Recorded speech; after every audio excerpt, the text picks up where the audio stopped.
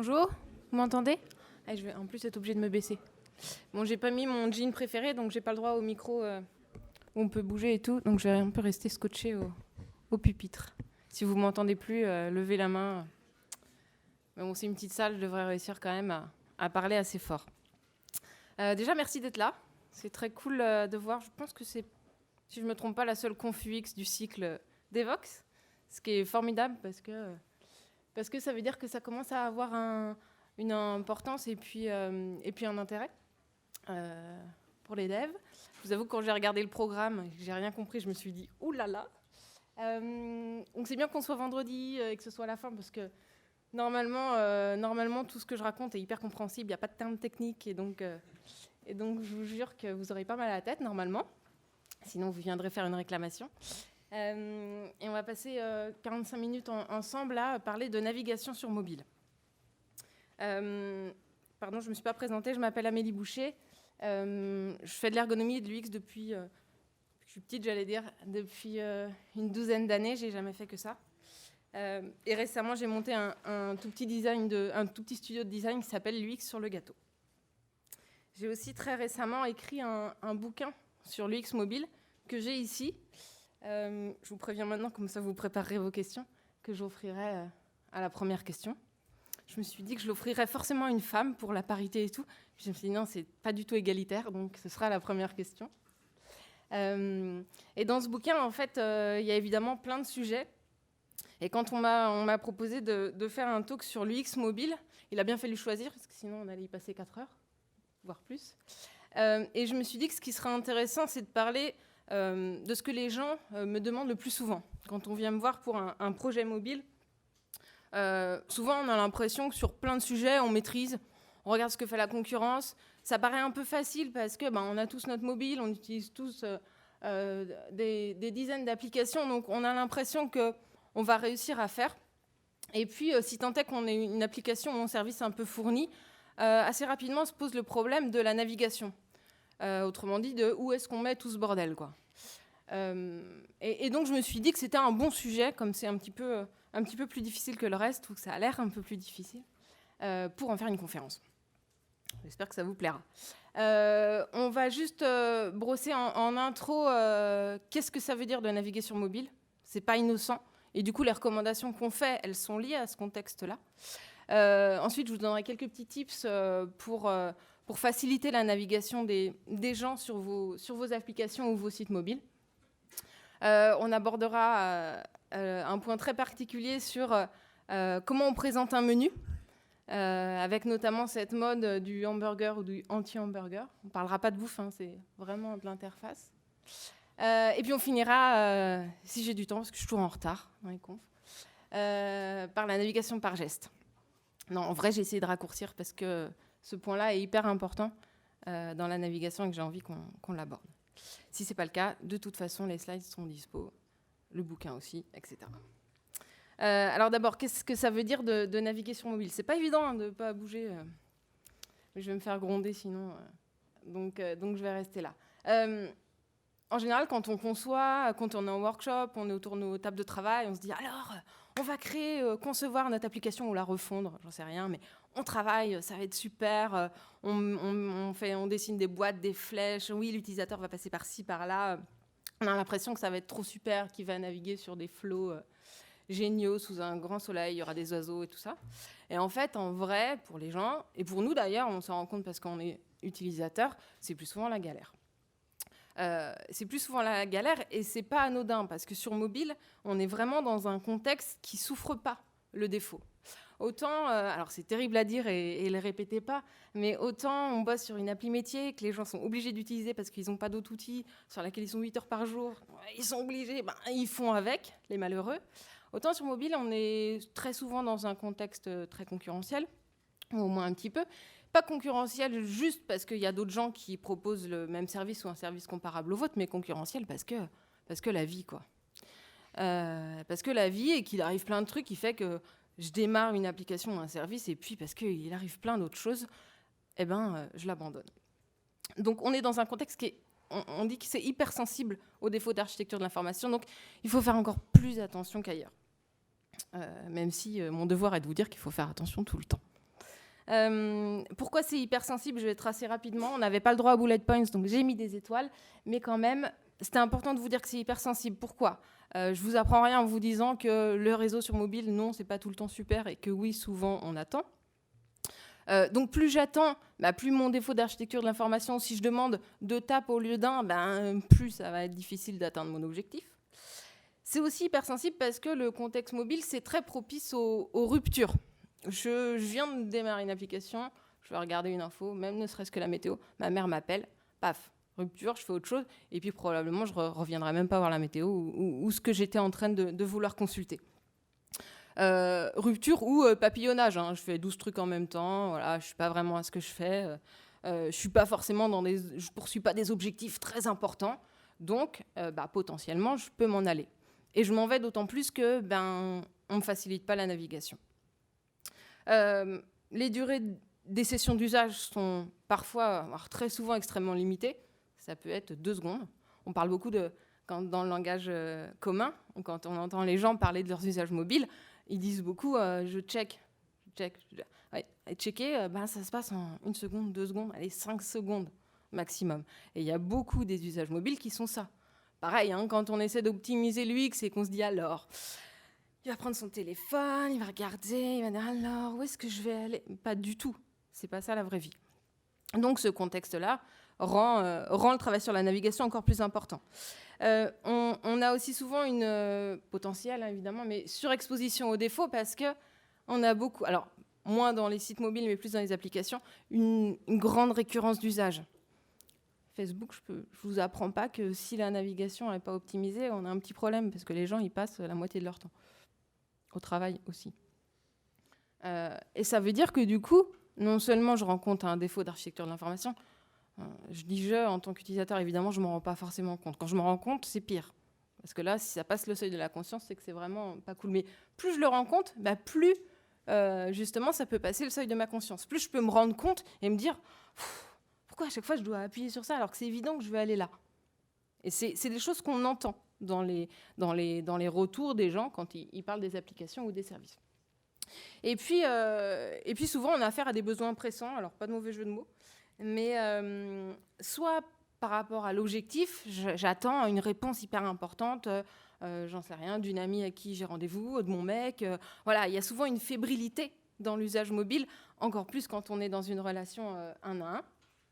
Donc ça, pareil, hein, si la navigation n'est pas optimisée, c'est encore plus embêtant.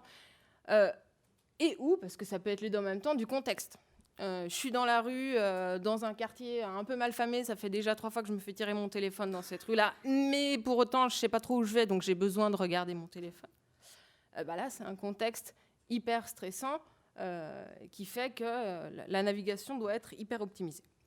Donc ça, c'était juste pour remettre une couche sur le fait que c'est important. Mais probablement que si vous êtes là, c'est que vous en êtes un peu conscient. Bref, il faut qu'il aille vite, il faut qu'il aille bien. Comment on fait ça?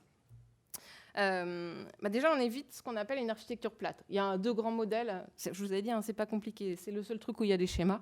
Et c'est pas compliqué. En architecture de l'information, il y a 2 grands types d'architecture. C'est un peu simpliste, mais ce qu'on appelle une architecture plate, c'est pas beaucoup de niveaux. C'est-à-dire que pour arriver à n'importe lequel des items en bas, j'ai que 2 tapes à faire. Une architecture profonde, c'est l'inverse. J'ai beaucoup de niveaux, mais à chaque niveau, j'ai peu d'éléments parmi lesquels choisir. En mobile, on se retrouve souvent face à des architectures profondes parce que les écrans sont réduits. Vous vous souvenez des premières applications sur smartphone où elles étaient souvent présentées un peu comme un explorateur de fichiers avec des arborescences, choisissez une rubrique, puis une sous-rubrique, puis une sous-sous-rubrique, etc. Eh bien, même si ça ne se présente plus toujours comme ça, on est souvent dans des architectures profondes, de par la place à l'écran. Donc, ce qu'on va faire, c'est qu'on va essayer... Et cette profondeur, elle est embêtante parce qu'elle se ressent subjectivement. J'appuie, j'attends, l'écran se charge, je regarde, je rappuie sur... Donc, en tant qu'utilisateur, je perçois la profondeur. Donc, ce qu'on va essayer de faire, c'est de la limiter, essayer d'avoir le moins d'étapes possible, on va dire, et puis aussi de limiter la perception. C'est-à-dire qu'il y a des petites techniques pour que, malgré le fait que l'architecture soit profonde, ça n'a pas trop l'air de l'être. Ça deviendra plus clair après. Ne vous inquiétez pas, il y a des tonnes d'exemples. Comment on fait pour ça? Eh bien, premier élément, et je le répéterai à la fin, c'est le plus important, ça paraît tout con, mais vous verrez à travers les exemples que sans doute ça ne l'est pas, si on fait de telles erreurs, c'est de favoriser les usages clés. Quand je suis en workshop, que j'arrive en réunion, tout le monde me dit tout le temps tout est important. Or, tout ne peut pas être important, parce que si tout est important, ça veut dire qu'on met tout en vrac, tout au même niveau, et que du coup, on demande un effort mental ou physique, s'il doit appuyer à l'utilisateur, pour accéder au contenu. Donc, il faut vraiment prioriser, faire des choix, des compromis. On est obligé de dévaloriser certaines choses.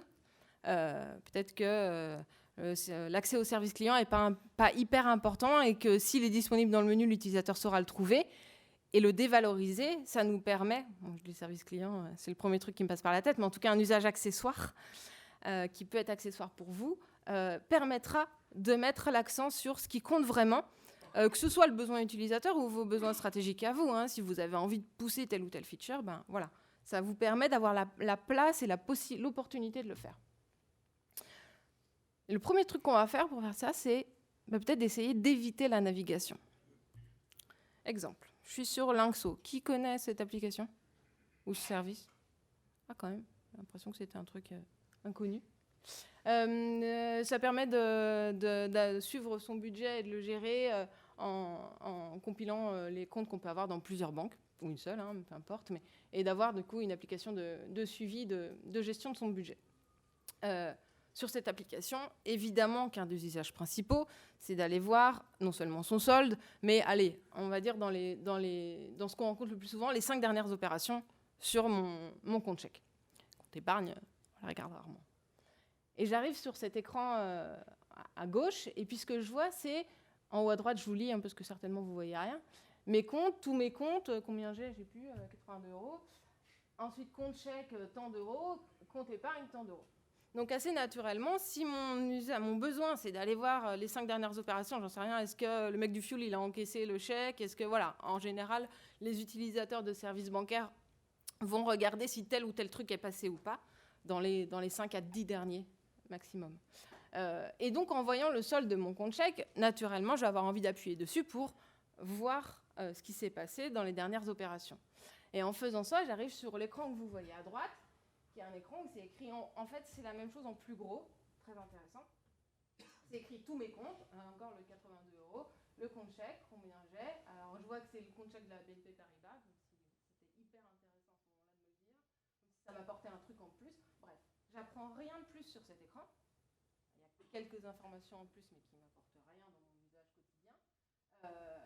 Et j'ai l'impression de devoir refaire la même chose. Parce que, en fait, j'ai de nouveau envie d'appuyer sur compte chèque et sur le solde du compte chèque pour finalement arriver à mes opérations bancaires. Et quand je vous parlais de récurrence des usages, ça veut dire que la première fois, probablement, je ne me rends pas compte. Hein. Je viens d'installer l'application, je suis content d'avoir un nouveau truc, je vais être assez scolaire, je vais appuyer, voilà, d'écran en écran. La deuxième fois, de nouveau, au bout de la 5e fois, je vais peut-être me dire, mais oui, je veux toujours faire la même chose, évidemment. Et donc, à ce moment-là, si ça passe le seuil de la conscience, c'est embêtant parce que des applis comme Linkso, il y en a plein. Et que si ça devient vraiment trop chiant, je peux me dire, peut-être je pourrais changer. Et là, on est dans l'usage principal qu'il faut favoriser. Donc, optimiser la navigation, ici, vous m'entendez ? Je me rends compte que je m'éloigne un peu. Ah si, quelqu'un tout au fond dit que c'est OK, donc c'est que ça doit aller. Non, vous n'êtes pas d'accord. Bon, je reste là, alors ? OK. C'est vraiment pas pratique, par contre. Je ne sais plus ce que je disais, du coup. Bref, donc c'est nul. Et optimiser la navigation, ça peut aussi tout simplement vouloir dire enlever des étapes. Et là, il est très clair que ce qu'on pourrait faire, c'est complètement supprimer l'écran qui est à droite. Bon, il a un intérêt, c'est qu'on peut ajouter un compte. Mais probablement, on pourrait inventer un autre flux d'interaction pour permettre d'ajouter un compte, qui n'est pas le truc qu'on fait tous les 4 matins. C'est typiquement ça, hein. L'usage accessoire. Donc, j'ai pris service client, c'est le seul truc qui me venait à la tête tout à l'heure. Mais l'usage accessoire, ajouter un compte, c'en est un. Consulter mes dernières opérations sur un compte existant, ça, c'est un usage principal. Donc, qu'il faut favoriser. Je prends un exemple sur BNP. Ils ont une application de gestion des comptes, comme toutes les banques, qui me permet de mettre ma photo, très intéressant, donc j'en ai pas mis, naturellement. C'est pas du tout ça que je voulais dire. Je voulais vous dire que donc ils se sont rendus compte, ils sont pas bêtes, que l'usage principal, évidemment, c'est de consulter le solde de son compte. Et le solde de son compte, ça peut être pour plusieurs choses. Première question, qui peut arriver fréquemment, et la seule, un peu binaire, je suis dans le rouge ou pas? Oui, non. Et ça peut me suffire. Eh bien, ils ont inventé un truc, alors pardonnez-leur la métaphore, mais qui s'appelle la météo du compte, et qui vous permet, parce qu'évidemment, c'est une application bancaire, donc c'est censé être un peu sécurisé pour accéder aux données sécurisables ou très importantes. Mais par contre, juste pour me dire je suis dans le rouge ou pas, je n'ai pas besoin de me loguer. Et donc, ils ont inventé ce truc qui s'appelle la météo du compte, où je peux voir en arrivant, et sans même me loguer, hein, j'ai rien fait. Je l'ai fait une première fois, bien sûr, mais en arrivant, j'ai juste démarré l'application, si il fait plutôt beau ou si c'est la merde. Et ben, juste ça, on pourrait presque dire que j'ai pas navigué, j'ai lancé l'application, c'est le seul truc que j'ai fait. Et ben, je peux avoir atteint mon objectif. Donc, ce que je vais essayer de vous montrer avec cet exemple, c'est qu'optimiser l'UX de la navigation sur mobile, c'est pas forcément inventer des menus. Ça peut être inventer des modes de présentation ou des modes d'interaction qui font qu'on n'a pas besoin de menus. Comme évidemment, je suis dans le rouge ou pas, c'est pas le seul usage principal d'une appli bancaire. Ils ont inventé un deuxième truc qui fait qu'en double tapant sur mon avatar que j'ai pas renseigné, je peux voir le solde. Et là encore, je me suis pas loguée. Hein. Ouais, je m'en fous que quelqu'un qui me vole mon téléphone puisse voir le solde, puisque de toute façon, il ne peut pas se connecter à mes comptes. Pour se connecter à mes comptes, il faut vraiment, évidemment, que je m'identifie avec un système sécurisé, blablabla.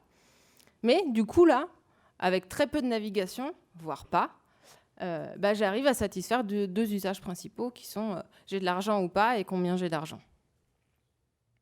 Ça va ? Vous avez l'air quand même un petit peu fatigué. Non, mais je ne sais pas pourquoi ils m'ont caché dans une petite salle vendredi, en fin de cycle, après-midi. Tout le monde est rentré et tout. Bref, pas de micro. Ah, bon, je suis désolée. En plus, c'est enregistré et on m'a dit tu te tiens tout près du micro, tu ne bouges pas. Évidemment, je ne le fais pas. Il faut que j'avance. Shazam, idem. Shazam, alors les pauvres, ils ont inventé un service tellement bien que tout le monde veut faire qu'une chose sur leur service, c'est Shazamer. Donc, évidemment, ils essaient de trouver des voies de diversification, donc de proposer d'autres choses. Mais il n'y a rien à faire. Tout ce qu'on veut faire sur Shazam, c'est Shazamer. Et donc, quand on démarre l'application, on me dit effleurer pour Shazamer. Et jusqu'à là, bah ouais, très bien, j'effleure pour Shazamer. Mais on pourrait se poser la question, pourquoi lancer l'application ne pourrait pas tout de suite lancer le Shazam? Puisque naturellement, si je lance Shazam, c'est pour Shazamer. Et là, on n'est même plus dans enlever un tap, réduire le nombre d'étapes, etc. On est dans le pas d'étapes, en fait. Ça aussi, c'est optimiser l'UX. Dernier exemple sur l'optimisation du flux d'interaction pour les... pardon, c'est un gros mot. J'avais promis qu'il n'y en aurait pas. Pour les usages prioritaires, c'est la météo. Je ne sais pas vous, mais les applis de météo, c'est de pire en pire. On peut savoir qu'il va pleuvoir peut-être à 80% entre 16h30 et 16h32, mais ça dépend, parce que si on fait quelques kilomètres, ça peut bouger. Bref, on ne comprend plus rien aux données météo, et pourtant on continue à les regarder, pauvres de nous. Alors que tout ce qu'on veut savoir globalement, c'est comment je m'habille, je prends un parapluie ou pas, et qu'est-ce que je prévois ce week-end ou ce soir, quoi. Y a des gens qui ont inventé une appli qui s'appelle Umbrella, qui te dit juste oui ou non, tu prends ton parapluie ce matin. Voilà. J'ai pas navigué, hein, j'ai juste lancé l'application.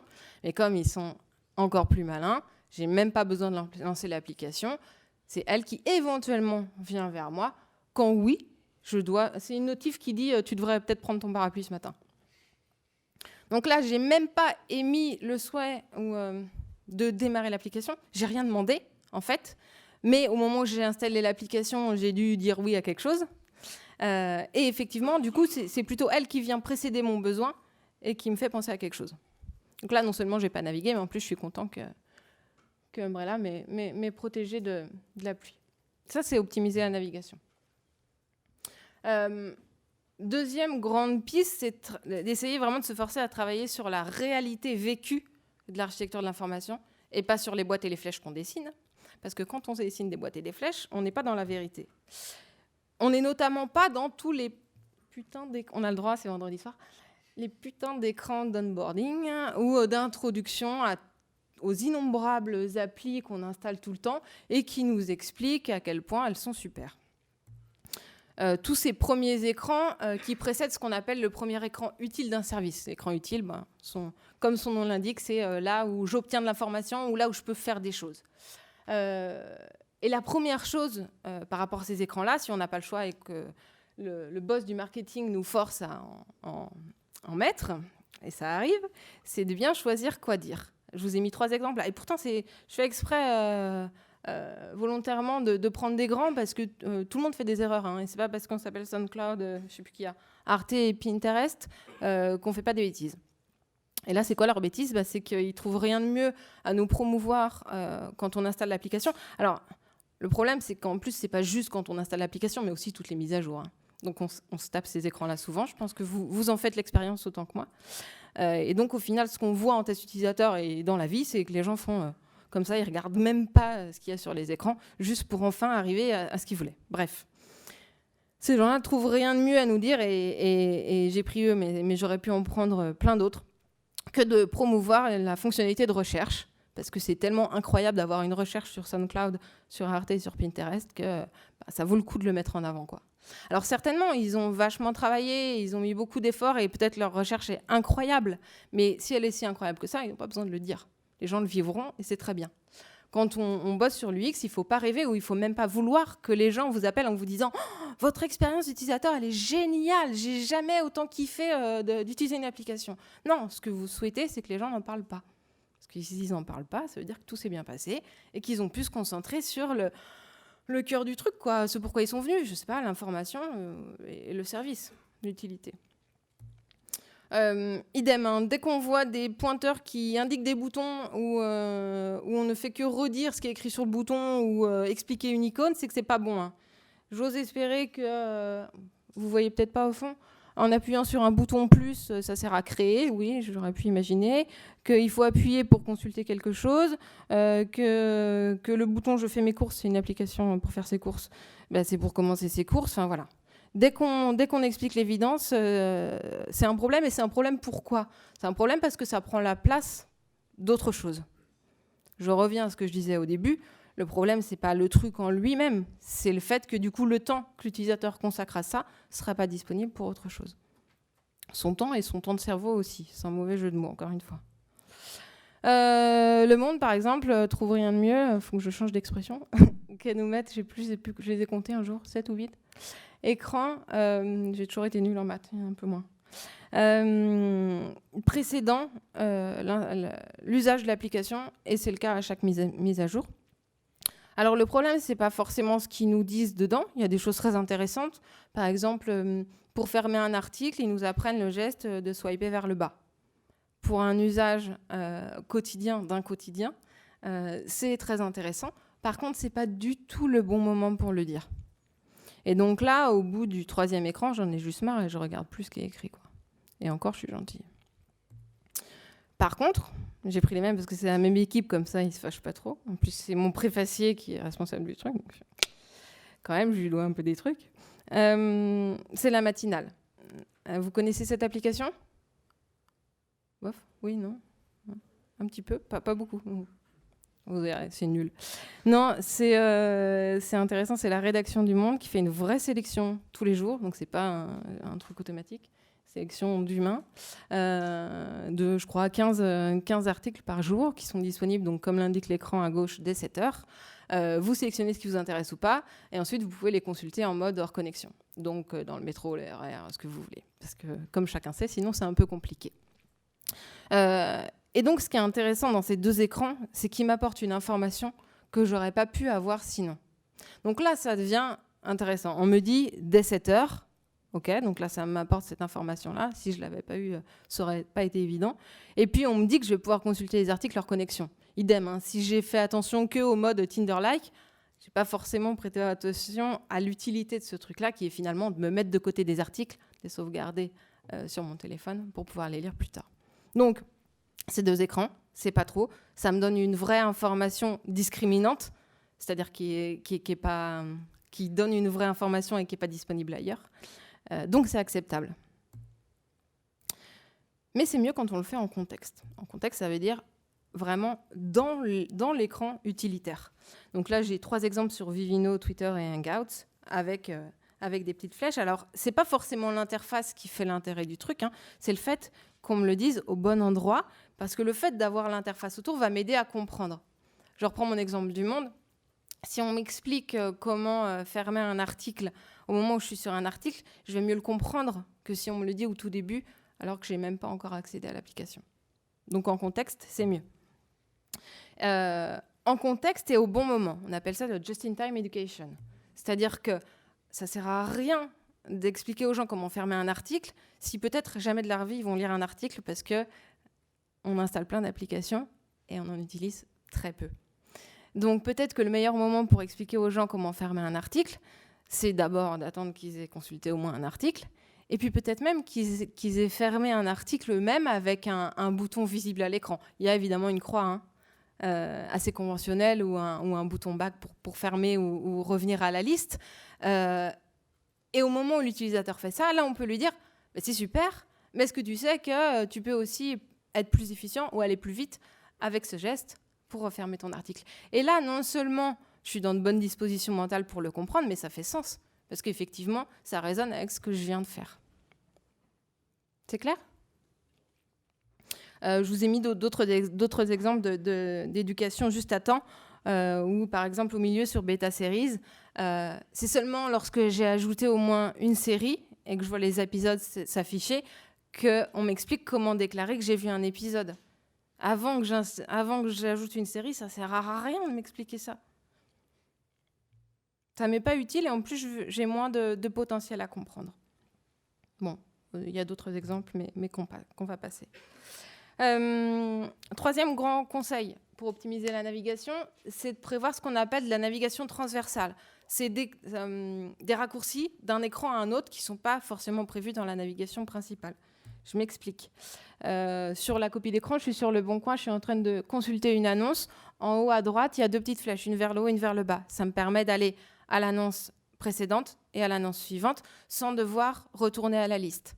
Dans tous les trucs d'e-commerce, ou globalement dans tous les trucs où il y a des listes, on observe des comportements d'aller-retour. Je regarde la liste, je regarde un item, je reviens en arrière, je choisis un autre, je regarde un deuxième, je reviens en arrière. Ça, c'est hyper pénalisant pour l'efficience. L'efficience, c'est la possibilité d'atteindre son but, non seulement de l'atteindre, mais de l'atteindre rapidement et sans erreur. Et en mobile, on va vraiment essayer de favoriser ça, puisqu'il faut que les gens puissent aller vite. Donc là, ça me permet de passer d'une annonce à une autre plus rapidement qu'avec ces comportements d'aller-retour. On n'est pas obligé de le montrer avec quelque chose à l'écran. Un geste, comme sur Le Monde, par exemple, peut remplacer ça. Ici, je suis en train de regarder un article. On voit qu'avec un swipe, je peux passer à l'article suivant ou à l'article précédent. C'est sans doute moins important et ça arrive sans doute moins sur Le Monde que je consulte tous les articles les uns après les autres que sur un site e-commerce, si tant est que j'ai fait une sélection un peu fine. Donc, c'est moins grave si ce n'est pas visible. Mais c'est bien de le fournir. Et encore une fois, ça va toucher les utilisateurs qui sont vraiment usagers du service et pas ceux qui ont installé un peu pour voir ou juste pour lire un truc une fois, mais ceux qui vraiment, tous les jours ou toutes les semaines, ça suffit, mais ont une vraie activité de lecture. 4e, 5e, je ne sais plus où j'en suis, j'aurais pu mettre des numéros. Type, c'est de prévoir une navigation élastique. C'est-à-dire que monsieur n'aura pas la même navigation que madame, il faut que j'en trouve une. Parce qu'ils ont des usages et des besoins différents. Alors, on connaît tout ce qui est favoris, déclaration de personnalisation explicite, c'est-à-dire c'est moi qui vais dire j'aime bien telle ou telle rubrique ou j'aime bien tel ou tel type de choses et l'application ou le service va s'adapter à ça. Et c'est bien, mais c'est encore mieux de faire de la personnalisation qu'on appelle implicite, c'est-à-dire de se servir des usages et de l'historique des gens pour construire ce qui leur va bien à eux. Genre sur Inbox, quand j'appuie pour écrire un nouvel email, il n'attend même pas que j'ai commencé à saisir le nom d'un destinataire, ce qui est déjà génial, hein, la saisie subjective et tout ça, nanana.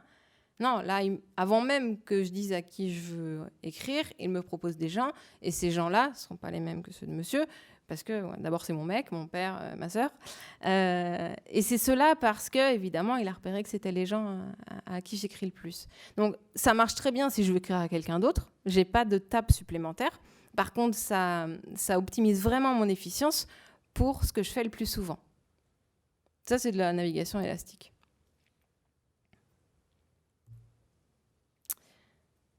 Ça va toujours ? Bon, alors, il me reste 15 minutes. Stratégie. Non, ça, je suis large. Très, très bien.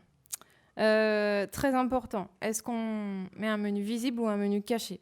Alors, pour ceux qui ne le savent pas, il y a le débat fait rage dans la communauté des designers et des UX pour ou contre le hamburger menu. Hamburger menu, c'est ce que vous voyez en haut à gauche de Netflix, là, l'icône avec les trois, deux listes, quoi. Soi-disant hamburger parce que ça rappelle l'empilement des ingrédients dans un sandwich.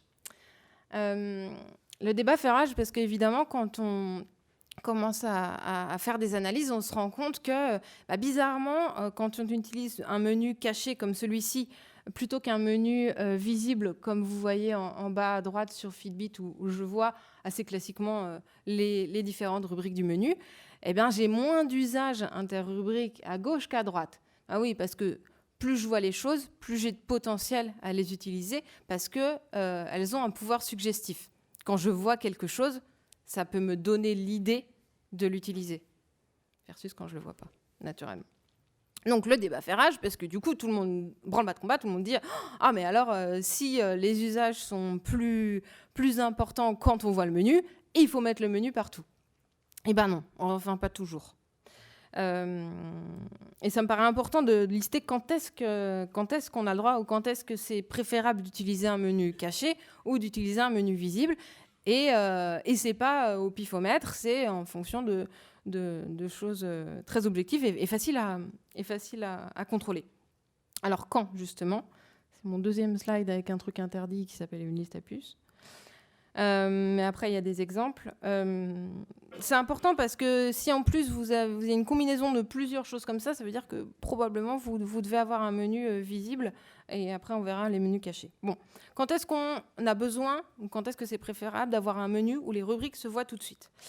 Ce que je viens de dire, quand le menu doit avoir un pouvoir suggestif. Et vous allez dire, mais quand est-ce qu'il doit avoir un pouvoir suggestif ? Quand les gens ne s'attendent pas forcément à ce que vous proposiez tel ou tel service ou telle rubrique. Quand vous n'avez pas beaucoup de notoriété, que les gens ne connaissent pas beaucoup votre service, quand vous voulez pousser une des rubriques, parce que c'est dans votre stratégie de business et que personne ne l'utilise. Vous sans doute mieux la montrer si vous voulez qu'on l'utilise. Quand l'utilisateur a un fort besoin d'efficience, c'est-à-dire que le fait de faire 2 tables va vraiment le pénaliser par rapport à 1. Là, il vaut mieux que le menu soit visible, puisque s'il est visible, ça veut dire aussi accessible en 1 tape. Alors que s'il est caché comme dans Netflix, j'en ai par défaut 2. À minima. Lorsque j'ai peu d'items, parce que du coup, je peux les mettre, c'est tout con, mais ça a une importance. Idem est un peu lié quand vous n'avez pas trop de problématiques de place à l'écran. Il y a plein de services où il y a un usage principal et où les autres peuvent tenir à côté sans problème. Il y en a d'autres où c'est la guerre nucléaire et tout le monde veut sa place sur l'écran. Et puis enfin, et c'est vraiment pas anodin, lorsque l'utilisateur a souvent besoin de passer d'une rubrique à une autre, parce qu'on est encore dans l'efficience, mais si je dois passer d'une rubrique à une autre, il vaut mieux qu'elle soit là sous mes doigts plutôt que j'aille les chercher dans un menu, parce que alors là, je multiplie le nombre de tables pour arriver à mes objectifs. Donc ça, c'est les petites règles très faciles à checker pour savoir s'il vous faut un menu visible. Ici, j'ai un exemple sur Artsy, où pour montrer qu'ils ont un magazine et pour inciter en fait les gens à y aller, il vaut mieux qu'ils aient un menu visible où il y a écrit mag. Donc, c'est écrit mag parce qu'il n'y a pas beaucoup de place, mais c'est intéressant, alors que tout le monde va dans Explore. Donc s'ils avaient mis un menu caché, probablement que le magazine serait encore moins visité. Donc s'ils veulent le privilégier, il faut le montrer. Donc exemple dans lequel c'est bien d'avoir un menu visible. À l'inverse, quand est-ce qu'on a le droit en fait, d'utiliser un menu caché malgré les cris des designers et des marketeurs ? Lorsque dans le menu, il n'y a pas grand-chose de stratégique, quoi. Autrement dit, quand c'est pas grave de cacher le menu. Et c'est très fréquent et plus fréquent qu'on ne croit. C'est lié aussi au point d'après. Les deux peuvent arriver en même temps. Lorsque votre écran par défaut, c'est-à-dire celui sur lequel s'ouvre l'application, qui n'est pas toujours la home d'ailleurs, couvre déjà la majorité des usages. C'est-à-dire, donc c'est le cas dans, en gros, tous les services à base de newsfeed. Tous ceux où je fais comme ça, voilà, ça couvre la majorité des usages, donc je peux très bien me satisfaire d'un menu caché. Troisième point, lorsque l'utilisateur sait très bien ou se doute que la fonctionnalité existe. S'il cherche à se déconnecter, il va chercher comment faire. S'il voit un menu, il va aller voir dans le menu. Voilà, ce genre de choses. On n'a pas besoin de lui mettre directement accessible. Idem, lorsque dans mon flux d'interaction normal, de toute façon, je vais rencontrer la rubrique. Par exemple, sur un site e-commerce, donner un accès au profil, donner un accès à l'inscription, pardon. De toute façon, si je veux commander un truc et que je n'ai pas encore de compte, on va me le pusher. Donc, je peux éventuellement m'en passer. Et puis, lorsque je n'ai pas le choix, parce que la liste des rubriques est longue. Évidemment, sur l'équipe, c'est difficile d'afficher tout le menu sur un écran de mobile, parce qu'il y a des sports, il y en a beaucoup. Donc voilà quelques exemples sur lesquels un menu caché, ça va très bien. Une application de mail, la fourchette où il n'y a rien d'intéressant dedans, rien d'intéressant. C'est toujours une histoire de compromis, des choses dont je ne vais pas avoir besoin à chaque fois ou dont je vais avoir besoin que très rarement. Et à droite, c'est Hook qui me permet d'accéder à l'agenda des jours d'avant que j'ai éventuellement loupé. C'est pas parce qu'on a un hamburger qu'on n'a pas le droit de mettre de la navigation en cœur de page en plus. Donc ça peut venir compenser un peu le fait que le menu n'est pas très visible. On a des exemples là chez Apple ou Paleoplate qui mettent en avant leur rubrique ou leur produit phare dans le cœur de page, ce qui peut venir compenser le fait que le menu ne se voit pas. Bref, un menu caché, c'est OK quand l'utilisateur cherche à faire quelque chose et qui sait qu'il pourra le faire via une rubrique d'un menu.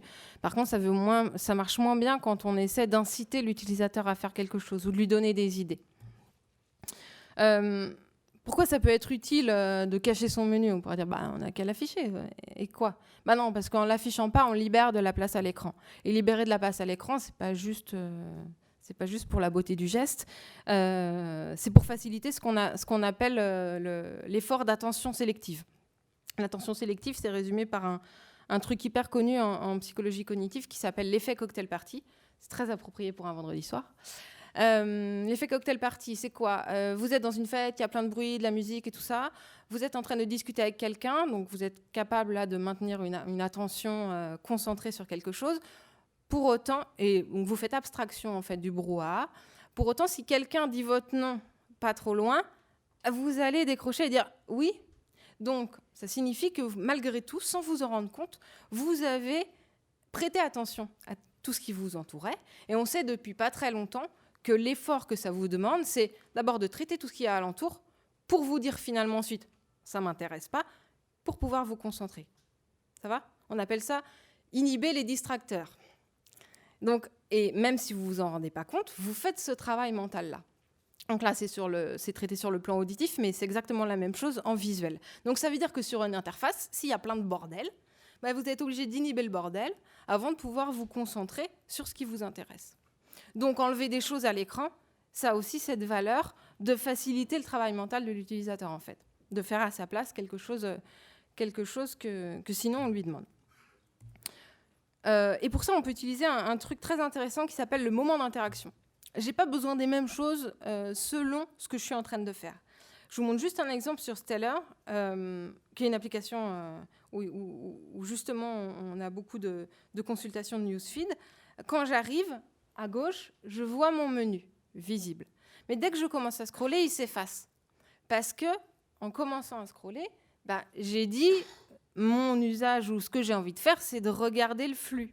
Donc à ce moment-là, j'ai moins besoin du menu. Dès que je vais réappuyer, il va réapparaître. Donc être disponible si j'en ai besoin. Et là, c'est vraiment adapter la navigation selon ce que l'utilisateur est en train de faire et selon ce qu'il a déclaré un peu implicitement. Idem sur le monde, je vous épargne la vidéo parce que c'est un peu long, mais en gros, quand je consulte un article, tout le reste s'efface et la part est vraiment faite belle à la lecture. J'ai que la photo, l'article. Je scrolle et dès que j'appuie, je vais retrouver les options de navigation. Mais sinon, si je continue juste à lire, je n'ai que l'article. Donc, je peux me concentrer dessus. Malgré tout, le menu caché, c'est un peu embêtant parce que ça cache des choses et qu'il faut que les gens le repèrent. Pour qu'ils le repèrent, il y a quelques tips. Déjà, un picto conventionnel. et éviter de vous éloigner des trois petits traits qu'on a vus, de l'icône de liste. Il faut qu'il soit visible. Il peut décrire le contenu s'il est homogène. Par exemple, s'il n'y a que des options de gestion du compte utilisateur dedans, ça peut être un petit bonhomme. Ça n'a pas forcément besoin d'être une liste. Comme sur Uber, par exemple. Et puis, dernière chose, on peut lui ajouter un mot. Plein d'études ont montré qu'en ajoutant le mot menu, par exemple, ça générait plus d'usage et de consultation du menu. Donc, si vous avez caché des choses un peu importantes dedans, pourquoi pas. Ou un système de notifs qui va, par définition, finalement, attirer l'attention sur le menu parce que quelque chose dedans vient alerter l'utilisateur. Ça peut être des moyens de compenser le manque de visibilité des options dans le menu. Bon, avant que vous vous endormiez vraiment, on aborde rapidement les gestes pour avoir le temps pour au moins une ou deux questions. Je vous la fais courte, mais en gros, si ça commence par on voudrait un Tinder-like ou si on pouvait swiper, ce serait super. C'est compliqué parce qu'il faut détricoter et revenir à la base et au début en disant oublions les gestes, on verra après comment on fait, mais à quoi ça doit servir, qu'est-ce que viennent faire les gens, qu'est-ce que vous voulez stratégiquement, et puis on verra si le geste s'applique ou pas. Leurs avantages, évidemment, c'est que il libère de la place à l'écran. C'est un geste, donc j'ai pas besoin de bouton. C'est intéressant. Ça nécessite pas de visée. Donc, comme je suis en environnement mobile, dans la rue, en train de l'utiliser n'importe comment, c'est intéressant parce que du coup, j'ai pas besoin d'être très précis. Ils peuvent protéger contre l'erreur et puis donner du sens. Quand je fais ça pour zoomer, dézoomer sur une carte, ça a une valeur sémantique. Par contre, ils sont peu découvrables. C'est-à-dire que je suis obligée, et d'autant plus qu'ils sont pas conventionnels ou pas évidents, de les enseigner à l'utilisateur. Et ça, c'est vraiment embêtant parce que s'il n'est pas là au moment où tu lui dis « tu peux fermer un article en swipant vers le bas », c'est mort. Donc, on peut compenser ça avec quelques petites techniques. La première, c'est d'utiliser des gestes comme tout le monde. Alors, c'est pas original, on a envie de ne pas faire comme tout le monde, mais sur ce plan-là, il faut faire comme tout le monde. Doubler le geste, c'est-à-dire permettre un geste, mais aussi un appui sur un bouton. Et puis éventuellement le faire deviner avec des petites animations, des installations de l'interface en mouvement qui vont lui montrer que, voilà, une fois que j'ai utilisé Tinder la matinale et que j'ai vu les cartes aller à gauche et à droite, le mouvement de ces cartes peut me faire comprendre que éventuellement je peux utiliser un swipe gauche-droite pour faire la même chose que l'appui sur le bouton. Donc l'idée, c'est vraiment d'inciter petit à petit l'utilisateur qui grandit en expérience à deviner qu'il peut faire des gestes. Regarderez vous-même cet exemple sur Donote qui est assez intéressant. C'est ce que je viens de dire. C'est en voyant la carte se déplacer que je vais pouvoir avoir l'idée éventuellement de faire un geste. Et je n'ai pas forcément besoin qu'on me l'enseigne. Bref. Pour optimiser la navigation, il faut vraiment s'intéresser et privilégier les usages principaux, quitte à mettre d'autres trucs de côté et à les dévaloriser. Pas adopter la solution d'interface à la mode que tout le monde adopte ou rejette d'ailleurs, mais vraiment vous questionnez sur vos problématiques et votre contexte. Les gestes, pourquoi pas, et c'est hyper utile, mais seulement en complément. Ça ne peut pas être que ça. Et puis, dernière chose qu'on n'a pas évoquée, mais que je ne peux pas ne pas vous dire, c'est d'aller voir ce qui se passe en vrai dans les usages, donc de voir vos utilisateurs et de regarder comment ils galèrent, et du coup de retrouver une petite humilité. Ça fait 12 ans que je fais ça et j'ai jamais vu un test utilisateur ou même une observation comme ça à l'arrache sans être surprise, je suis une fille, de choses. Donc vraiment, ça vaut le coup, ça prend pas de temps, pas beaucoup de temps, et ça change vraiment la conception des choses. J'en ai terminé, il reste 1 minute 13, dépêchez-vous pour la question. Oui.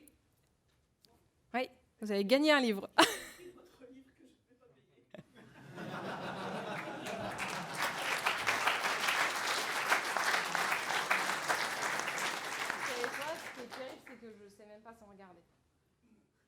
Vous savez quoi, ce qui est terrible, c'est que je ne sais même pas sans regarder. Mais c'est à peu près 30. Ah oui, ouais, non, mais le prix de mon livre qu'elle ne va pas payer parce qu'elle vient de le gagner. Merci pour l'humour. 29,90. Une vraie question ? Ouais. Monsieur, au fond ?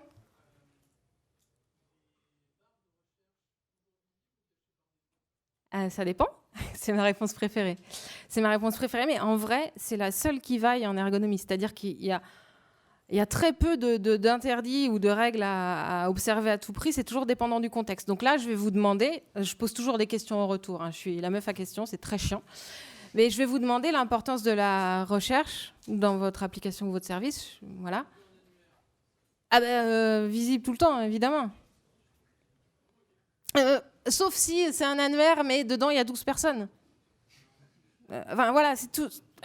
Mais c'est important, tous ces trucs-là, parce que ça veut dire qu'il n'y a pas de recette miracle. Monsieur vous demande d'applaudir. Dernière. Sinon, je suis là.